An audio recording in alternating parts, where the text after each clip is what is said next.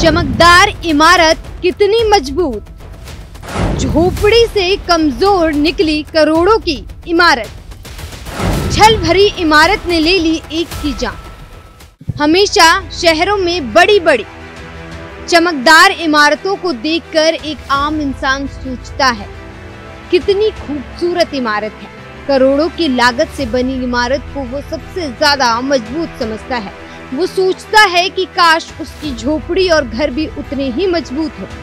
अगर आप भी ऐसी चमकदार इमारत को देखकर ऐसा ही सोचते हैं तो आप बिल्कुल गलत हैं। अगर आप इन इमारतों की छत के नीचे खड़े होकर ये सोचते हैं कि आप सबसे सुरक्षित जगह खड़े हैं तो ये आपकी भूल है, क्योंकि हमारे देश में सिर्फ कमजोर बिल्डिंग और झोपड़ियां ही नहीं, ये बड़ी बड़ी चमकदार इमारत भी गिरती है।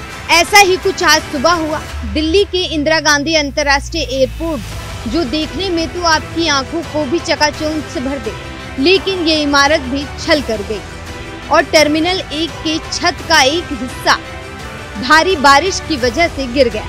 बड़ी बात यह है कि अभी मॉनसून की एंट्री भी सही से देश की राजधानी में नहीं हुई है और करोड़ों की लागत से बने एयरपोर्ट के एक छत का एक हिस्सा धराशायी हो गया, जबकि इस एयरपोर्ट की इमारत बनाने में 1-2 लाख रुपए नहीं बल्कि करोड़ों रुपए खर्च हुए थे।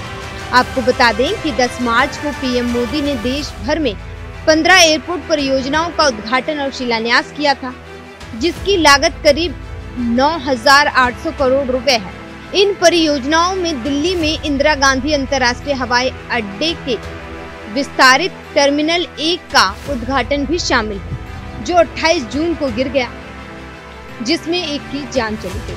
केंद्रीय नागरिक उड्डयन मंत्री राम मोहन नायडू किंजरापू ने टर्मिनल 1 पर भारी बारिश के बीच छत का एक हिस्सा गिरने से जान जाने वाले के परिजनों को 20-20 लाख रुपए, वहीं घायलों को 3-3 लाख रुपए मुआवजा देने की घोषणा की।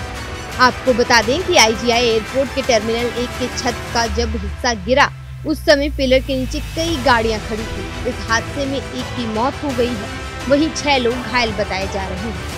विपक्ष ने इस घटना पर मोदी सरकार को घेरने की कोशिश की और कहा कि 3 महीने पहले ही इंदिरा गांधी एयरपोर्ट के टर्मिनल 1 का उद्घाटन पीएम मोदी के चुनाव आचार संहिता से बचने के लिए आनन फानन में किया गया था, जिसकी वजह से यह हादसा हुआ।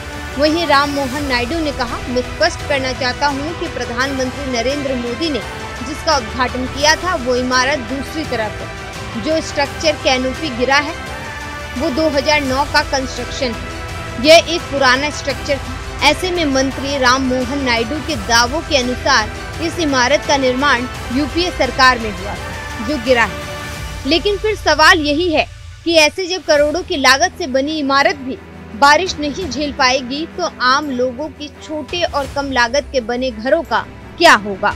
Bureau report, news 1 India.